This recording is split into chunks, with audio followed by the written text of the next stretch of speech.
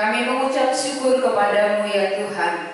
Sampai hari ini Tuhan izinkan kami hidup. Karena ada rencana dan maksud Tuhan bagi hidup kami. Kami menghargai kehidupan. Kami menghargai waktu yang Tuhan beri kepada kami. Kami menghargai ibadah. Karena Tuhan memberi izin kami boleh beribadah sampai saat ini. Walaupun dari rumah kami masing-masing. Tetapi kami dapat mendengar firman-Mu. Karena firman-lah menjadi makanan rohani kami.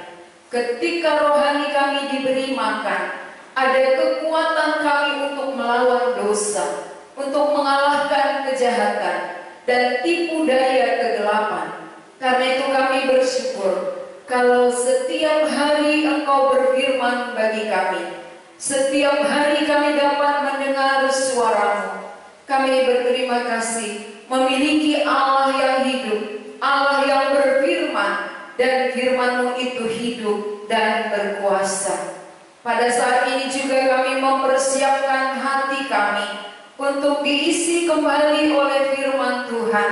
Pakailah hamba-Mu yang terbatas, karena ada Roh-Mu yang kudus yang tidak terbatas, yang dapat mencapai kedalaman hati setiap orang. Karena Engkau mengerti apa yang sedang kami pikirkan, apa yang sedang kami alami, dan apa yang sedang ada di dalam diri kami masing-masing.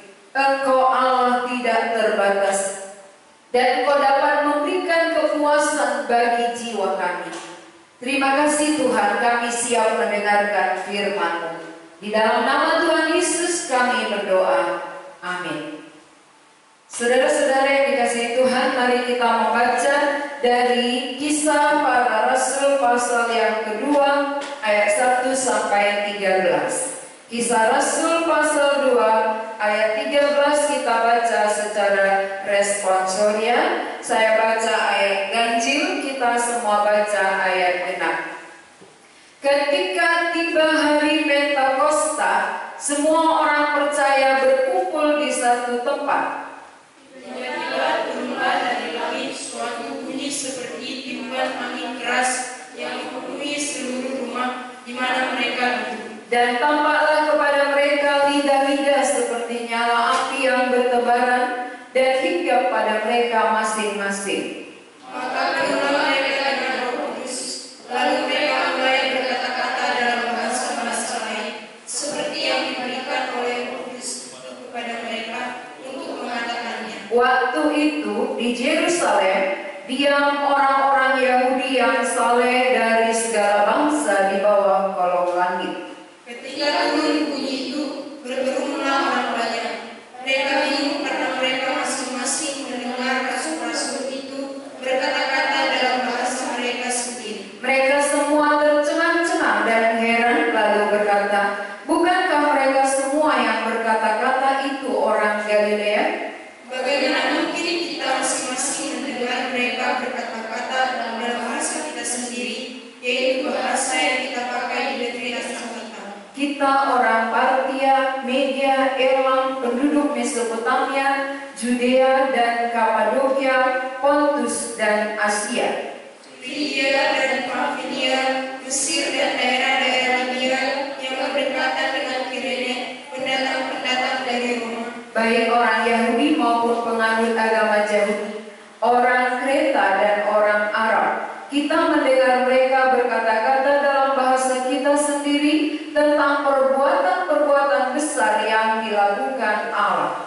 Mereka semuanya tercengang-cengang dan sangat termangu-mangu sambil berkata seorang kepada yang lain, apakah artinya ini? Tetapi orang lain menyindir mereka sedang mabuk oleh anggur manis.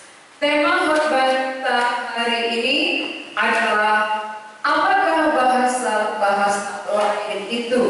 Saudara-saudara yang dikasihi oleh Tuhan, hari ini kita memperingati hari Pentakosta. Penta adalah 50, berarti hari ke-50 sejak Yesus bangkit. Ketika Yesus bangkit dari kematian, selama 40 hari dia tinggal di bumi menunjukkan dirinya, menampakkan diri kepada murid-murid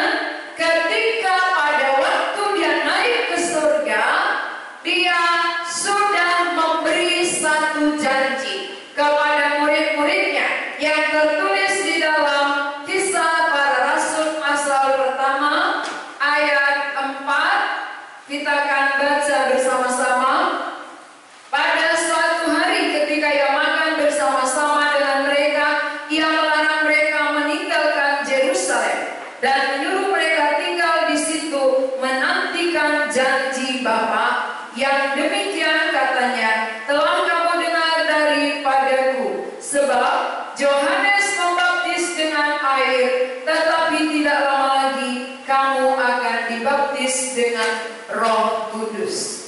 Saudara-saudara, berarti janji ini tentang hari turunnya Roh Kudus sudah dijanjikan oleh Tuhan Yesus sebelum dia naik ke sorga.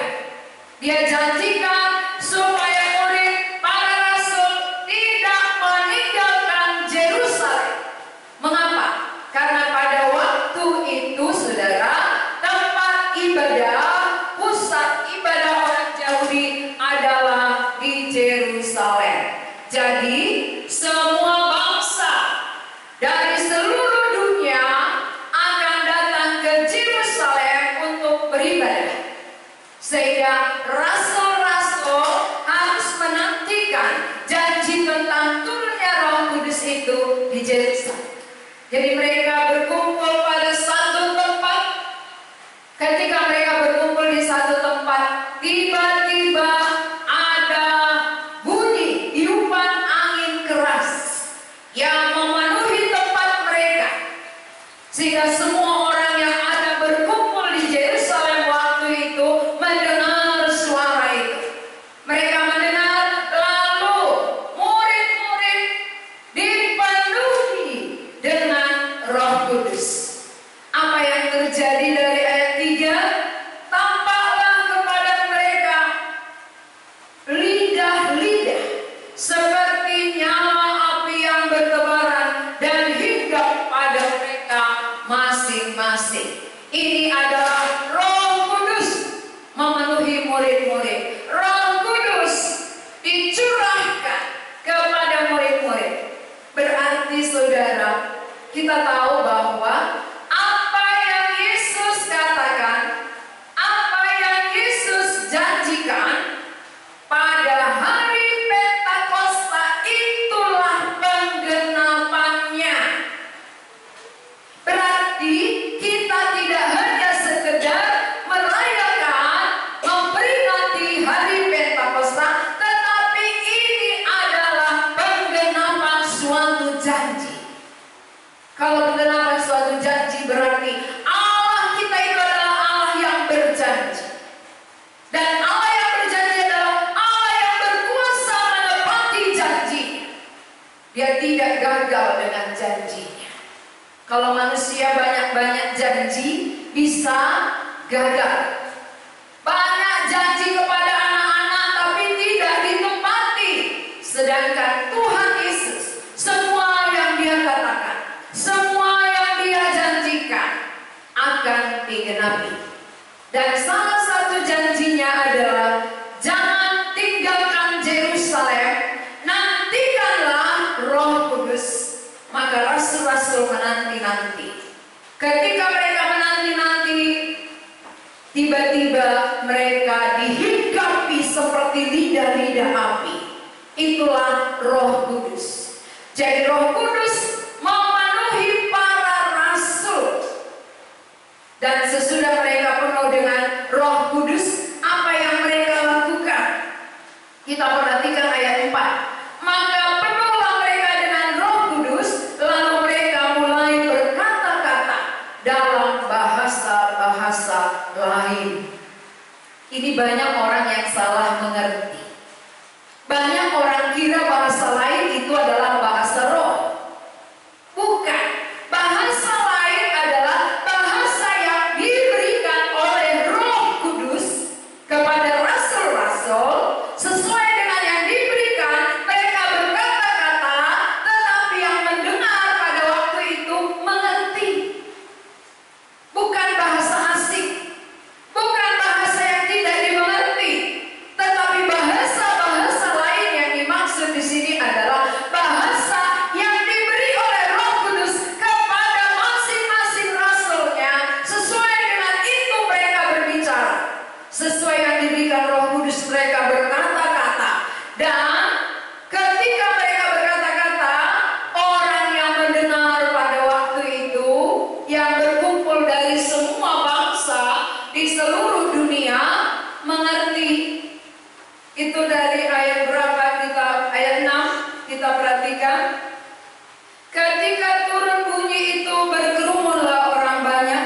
Mereka bingung karena mereka masing-masing mendengar rasul-rasul itu berkata-kata dalam bahasa mereka sendiri. Tadi kita sudah baca sebelumnya bahwa yang berkumpul di Yerusalem dari banyak bangsa.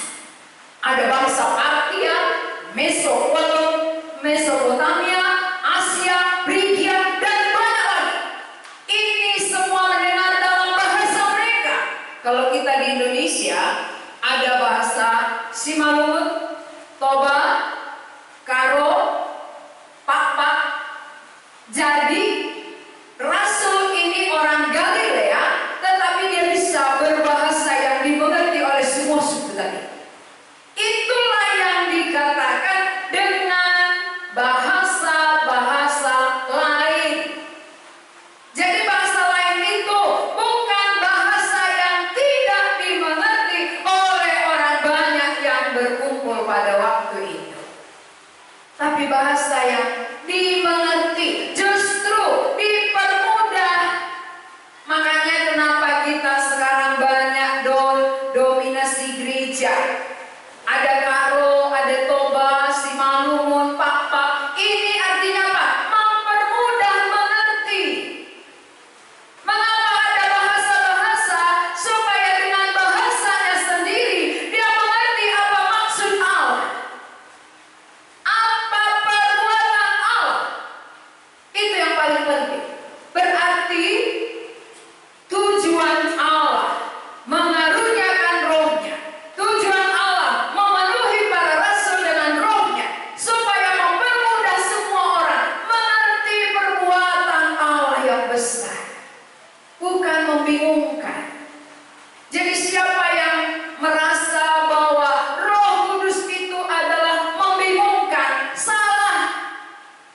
Roh Kudus datang justru memberi kejelasan. Roh Kudus datang justru membuat yang tidak mengerti jadi mengerti. Justru dalam bahasa mereka sendiri mereka mendengar perbuatan Allah yang besar. Jadi saudara-saudara yang dikasihi Tuhan, kita harus mengerti mengapa turun Roh Kudus. Mengapa hari ini kita peringati Hari Pentakosta, hari ke-50 sesudah Yesus bangkit dari kematian. Ini berarti Allah yang punya rencana itu, sekarang Allah yang menjanjikan, semua tergenapi. Jadi kalau semua yang dia katakan, semua yang dia janjikan, dia berkuasa menggenapinya. Siapakah dia? Kalau bukan Allah, tidak akan sanggup memenuhi janjinya. Kalau dia bukan Allah, dia tidak berkuasa memenuhi janjinya. Tetapi karena Yesus adalah Allah, maka semua yang dia katakan jadi. Ingat sebelum dia mati, dia sudah katakan kepada rasul, dia sudah sampaikan berulang-ulang, anak manusia akan diserahkan. Anak manusia akan mengalami banyak penderitaan. Anak manusia akan disalibkan. Itu sebelum terjadi. Sudah disampaikan berulang-ulang kepada murid-murid, dan itu sudah tergenapi. Sesudah dia mati, dia juga menyatakan, menjanjikan. Tapi ingat, walaupun anak manusia sudah mati, pada hari ketiga dia akan bangkit kembali. Janji juga digenapi. Dan sesudah dia bangkit, dia akan naik ke surga, meninggalkan kamu. Tetapi jangan khawatir. Walaupun aku pergi meninggalkan kamu, kamu tidak yatim piatu, karena aku mengutus Roh Kudus kepadamu, menyertai kamu sampai akhir zaman. Hari inilah kita merayakan akan janji tentang Roh Kudus itu.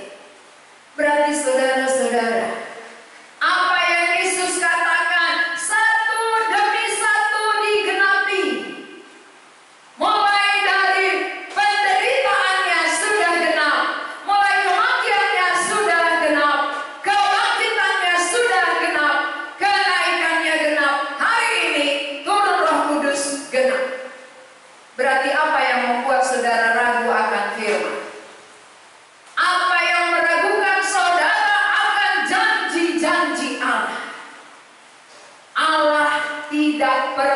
ingkar janji. Allah yang berjanji adalah Allah yang setia dengan janjinya. Allah yang berjanji, Allah yang berkuasa menepati janjinya. Tidak perlu diragukan, saudara. Tidak perlu ragu akan janji Allah bahwa Dia adalah Allah yang setia. Apa yang Dia katakan pasti Dia genapi, pasti jadi. Lalu mengapa sampai hari ini banyak orang berdosa yang belum yakin dosanya diampuni? Banyak orang berdosa yang belum yakin dia pasti masuk surga karena tidak yakin apa yang dijanjikan oleh Yesus. Yesus janjikan, barang siapa percaya kepadaku, dia tidak akan dihukum, melainkan beroleh hidup kekal. Itu salah satu janji. Semua Alkitab ini mengandung janji-janji Allah. Lalu semua janji-janjinya ini, kalau kita menyaksikan bahwa sudah digenapi dan sudah banyak tergenapi, mengapa sekarang kita hidup dalam rasa khawatir? Kenapa ragu akan janjinya, bahwa Dia akan menepati janjinya terhadap diri kita? Maka saudara-saudara yang mendengar saat ini, yang masih ragu akan pengampunan dosa, ragu keselamatan jiwa, ragu kepastian ke surga, berarti saudara ragu Yesus itu Tuhan. Siapa yang ragu berarti dia ragu akan Yesus sebagai Tuhan. Kenapa? Kalau saudara percaya Dia Tuhan, maka Dia berkuasa menepati janjinya. Kenapa kalau janji pacar saudara yakin, padahal belum tentu ditepati? Janji manusia saudara percaya, mengapa janji Allah saudara ragukan?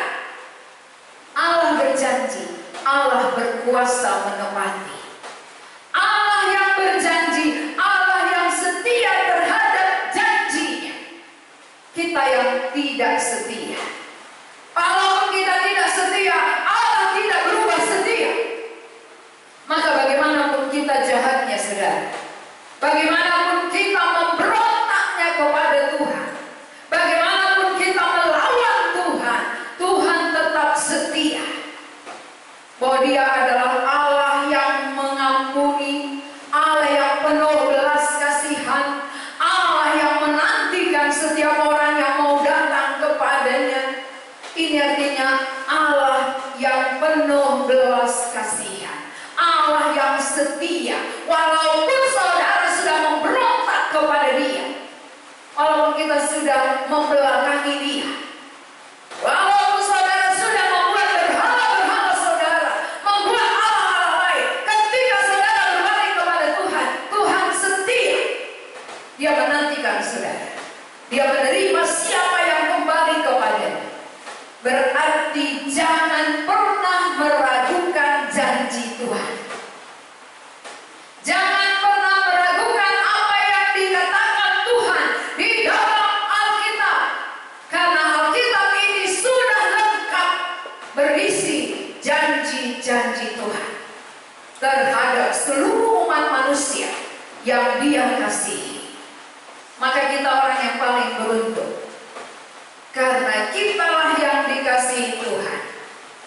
Bukan hewan, bukan malaikat, tapi manusia. Berarti kita paling untung karena kita diselamatkan menjadi kawan persekutuan Allah. Kita diselamatkan supaya bersama kembali di surga. Itu tujuan Allah. Jadi hari ini saudara, sudah genap apa yang Yesus janjikan ketika Dia terangkat ke surga. Hari Pentakosta adalah penggenapan janji itu. Jadi kalau apa yang Tuhan Yesus katakan genap, inilah yang membuat para rasul bersemangat, tidak meragukan lagi bahwa yang mereka ikut selama ini adalah Tuhan penguasa. Kalau kita masih ragu, gak mungkin kita bersaksi. Mengapa banyak orang ragu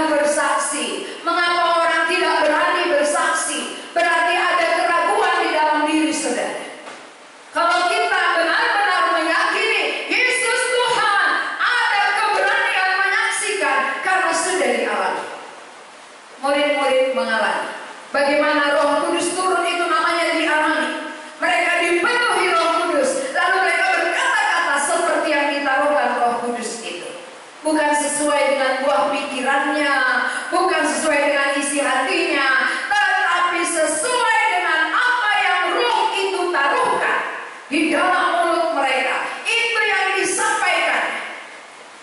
Lalu kalau kita bertanya, apakah isi pemberitaan para rasul ketika turun Roh Kudus? Apa isi beritanya? Berita yang disampaikan rasul kepada orang yang berkumpul di Yerusalem waktu itu tentang apa, saudara? Dari ayat 11. Mari kita perhatikan. Baik orang Yahudi maupun penganut agama Yahudi, orang Kreta dan orang Arab, kita mendengar mereka berkata-kata dalam bahasa kita sendiri tentang perbuatan-perbuatan besar yang dilakukan Allah. Berarti berita yang disampaikan oleh Roh Kudus yang memenuhi mereka adalah tentang perbuatan besar yang Allah lakukan. Apa rupanya perbuatan besar yang Allah lakukan? Perbuatan besar yang Allah lakukan adalah Yesus telah mati, Yesus telah bangkit, Yesus telah naik ke surga. Ini perbuatan Allah yang paling besar. Mengapa? Karena lewat kematian dan kebangkitannya dan naik ke surga membuktikan Dia benar-benar Allah. Dia benar-benar Allah yang berkuasa. Tak ada yang pernah mati lalu bangkit kalau tidak dibangkitkan. Tak ada seorang pun yang pernah dikuburkan lalu bangkit dan naik ke surga. Hanya Tuhan Yesus yang mati, bangkit dan naik ke surga. Itu membuktikan saudara bahwa Dia pemilik surga. Dia pemilik, maka Dia bisa datang dari surga dan Dia kembali naik ke surga. Jadi kalau Dia pemiliknya, saudara bersahabat dengan pemiliknya, itu jaminan. Itu menjadi jaminan kepastian bahwa saudara akan diterima. Tapi kalau saudara belum bersahabat dengan pemiliknya, jangan pernah mimpi akan ke surga. Kalau kita tidak bersahabat dengan pemilik, kita akan ditolak oleh Dia. Lalu bagaimana kita bisa bersahabat dengan Dia?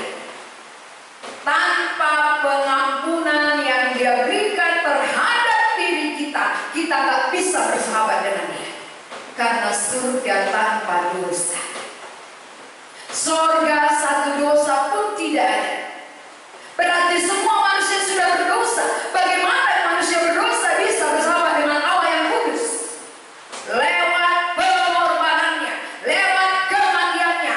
Karena Dia Allah yang kudus, maka Dia yang bisa menyelesaikan dosa kita.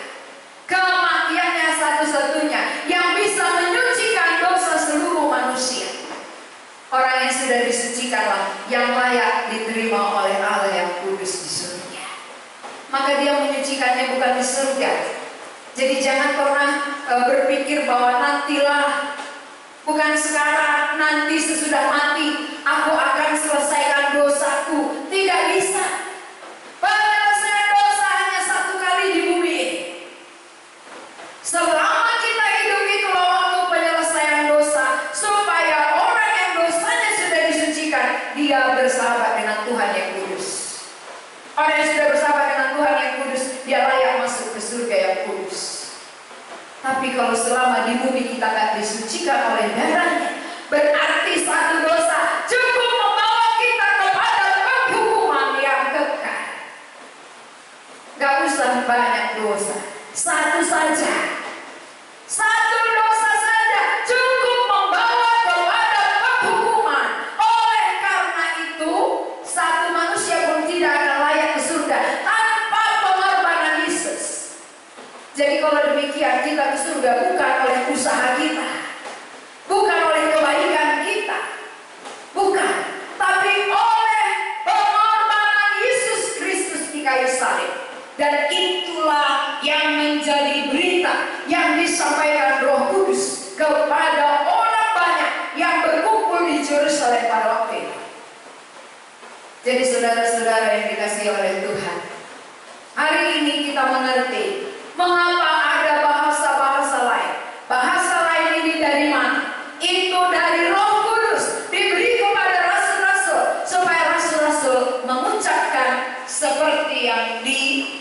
diteguhkan oleh Roh Kudus. Jadi murid-murid pun bukan berbicara atas kehendaknya sendiri. Rasul-rasul tidak berbicara atas kemauan sendiri, buah pikiran sendiri, tapi atas pimpinan Roh. Roh yang menyatakan, Roh yang menaruhkan itu. Sama dengan hamba Tuhan. Kalau hamba Tuhan yang panggilan Tuhan, dia tidak berkata-kata atas dirinya sendiri. Dia tidak menyampaikan atas buah pikirannya, kehendak hatinya, tapi sesuai dengan yang dikaruniakan Roh di dalam hatinya. Maka masing-masing mengerti. Rasul menyampaikan sesuai dengan yang ditaruhkan Roh Kudus. Pendengar yang mendengar juga dipimpin oleh Roh Kudus, sehingga mereka sama-sama mengerti perbuatan Allah yang besar. Jadi kalau saudara sampai hari ini belum mengerti perbuatan Allah yang paling besar, perlu pertolongan Roh Kudus. Hanya Roh Kudus menjadi guru kita yang bisa membuka rahasia Allah. Tidak ada yang sanggup. Maka waktu Nikodemus sebagai pemimpin agama Yahudi, ketika dia bertanya kepada Tuhan Yesus tentang kelahiran kembali, dia tidak mengerti. Mengapa seorang pemimpin agama tidak mengerti?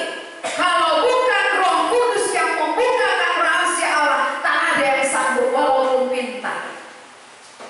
Itu bedanya pengetahuan umum dengan iman. Iman ini adalah Roh Kudus gurunya, bukan profesor. Iman kita, Roh Kudus menjadi guru agung kita yang menyingkapkan rahasia Allah. Jadi hari ini kita memperingati hari turunnya Roh Kudus. Rasul-rasul dipenuhi Roh Kudus. Rasul-rasul berkata-kata dalam bahasa-bahasa lain yang dapat dimengerti oleh seluruh bangsa yang berkumpul di Yerusalem pada waktu itu.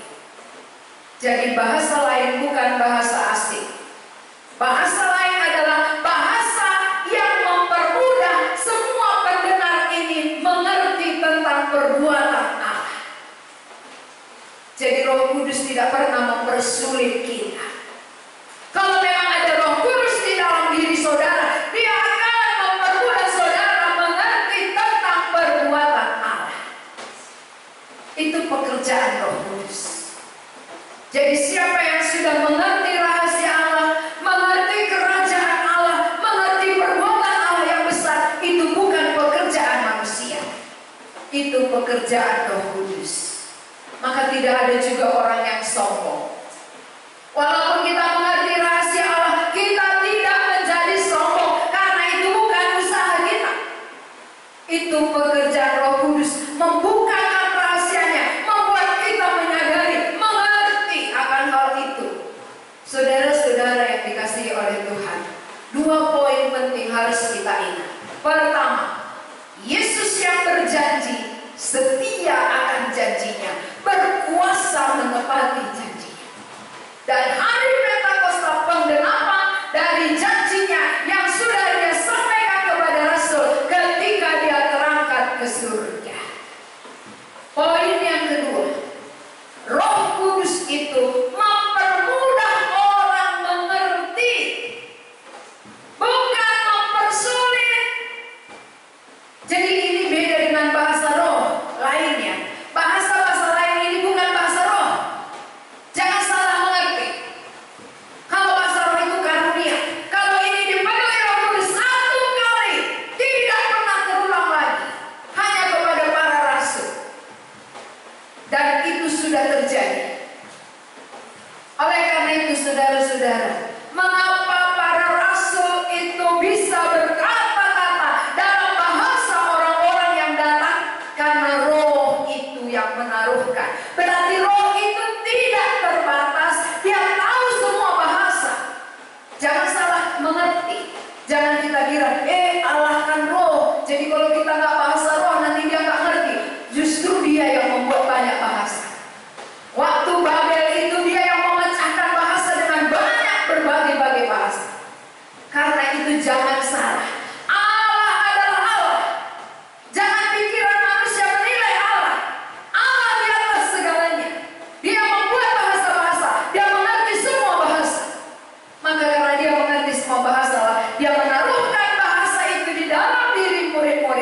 lalu itu disampaikan kepada semua bangsa yang datang, sehingga mereka mendengar dalam bahasanya sendiri dari asal mereka.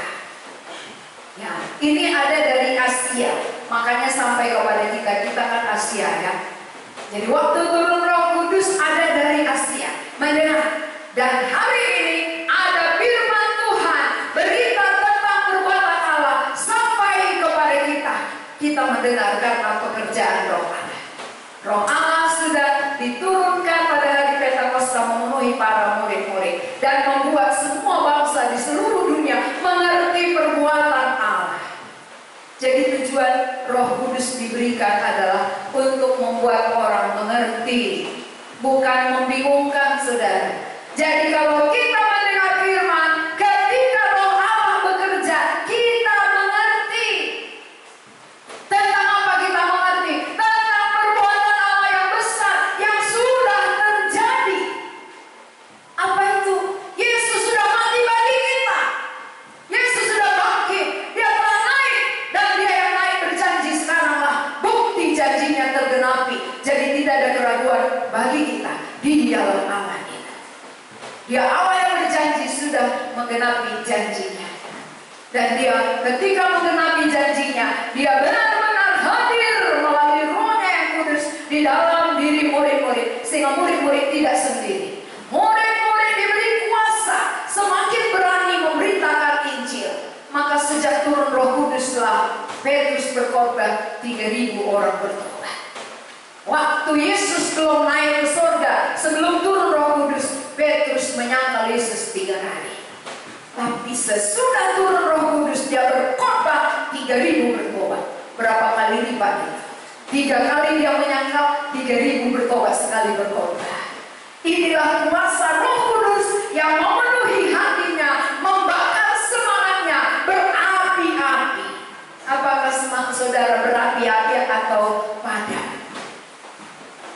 Mari kita kembali mengingat perbuatan Allah.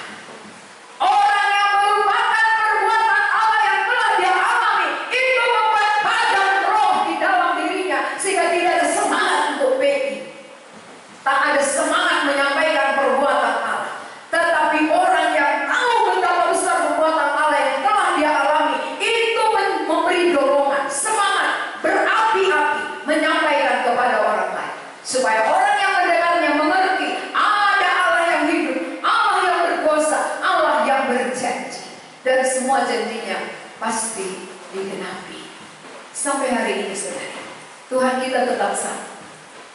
Tuhan yang dulu berjanji kepada murid-murid, hari ini pun Tuhan yang sama tetap berjanji kepada kita yang sudah tertulis di dalam Alkitab. Dan semua yang dia janjikan ini pasti genap. Jangan pernah meragukan janji Allah. Siapa meragukan janji Allah, itu bukti dia tidak percaya Allah. Karena Allah tidak bisa kita lihat dengan mata kita lagi. Allah itu yang tidak terlihat dengan mata, sudah berjanji di dalam firman-Nya, Alkitab. Berarti apa yang kita baca ini perkataan Tuhan. Kalau ini firman-Nya, perkataannya, pasti dia genapi. Maka siapa yang melawan firman, dia bukan melawan hamba-Nya, melawan Tuhan. Karena Tuhan yang sedang berbicara. Ingat ini, saudara-saudara yang mendengar firman saat ini, ketika saudara tolak, saudara bukan menolak saya, menolak Tuhan yang sedang berbicara. Saya hanya menyambung lidahnya Tuhan, menyampaikan isi hatinya Tuhan. Kalau saudara menerima, saudara beruntung. Siapa yang menolak berarti menolak Tuhan, tidak percaya akan janji-janji Tuhan. Siapa yang tak percaya, hidupnya tidak akan bahagia. Tapi siapa yang percaya akan janji Tuhan, janji itu genap dalam hidupnya, dan dia mengalaminya, sehingga sukacitanya melimpah. Masih ada sukacita saudara sampai hari ini? Atau sudah mulai padam? Bangkit, ingat kembali perbuatan Allah yang sudah pernah saudara alami, itu memberi semangat baru. Maka lagu kita tadi, api roh yang membakarku, ulang lagi kebangunanku. Hanya Roh Kudus yang bisa membakar kembali melalui firman. Sehingga ketika kita mendengar firman-Nya, kita hidup di dalamnya, maka kita daripada kejatuhan kita. Inilah firman Tuhan yang bisa kita renungkan di hari Pentakosta ini. Hari turunnya Roh Kudus, murid-murid dipenuhi Roh Kudus. Saudara-saudara yang sudah mengalami perbuatan Allah harus kembali dipenuhi Roh Kudus supaya ada semangat baru untuk mengerjakan kehendak Allah. Mari kita berdoa. Kami mengucap syukur kepadamu ya Tuhan. Kami menyadari bahwa Engkau adalah Allah yang sudah berjanji dan janji-Mu itu digenapi. Itulah sebabnya kami merayakan hari ini hari Pentakosta, hari turunnya Roh Kudus, seperti yang Engkau janjikan ketika Engkau naik ke surga, membuktikan bahwa Tuhan setia dengan janjinya, berkuasa memenuhi janjinya. Kami manusia yang mendengar janji-Mu, tariklah hati kami supaya kami tidak meragukannya, karena semuanya itu pasti terjadi bagi orang yang percaya akan janji-Mu itu. Janji-Mu pasti genap di dalam hidup mereka. Kalau masih ada saudara-saudara kami yang meragukan akan keselamatan mereka, meragukan akan pengampunan dosa mereka, Roh-Mu yang kudus menyadarkan supaya mereka percaya Engkau sudah berjanji setiap orang yang percaya dan menerima Engkau pasti diselamatkan. Terima kasih untuk firman hari ini yang sudah diperjelas bagi kami bahwa bahasa-bahasa lain itu adalah bahasa yang mudah dimengerti oleh setiap bangsa yang datang, bukan mempersulit tetapi mempermudah setiap orang yang mendengarkannya. Karena itu Tuhan, kami sadar setiap kali kami mengerti kebenaran-Mu, karena pertolongan Roh-Mu yang kuduslah membuat kami mengerti, membuat kami dapat merasakan apa yang Engkau katakan. Terima kasih Tuhan, kami memuji Engkau Allah yang tidak terbatas. Dalam nama Tuhan Yesus kami berdoa. Amin.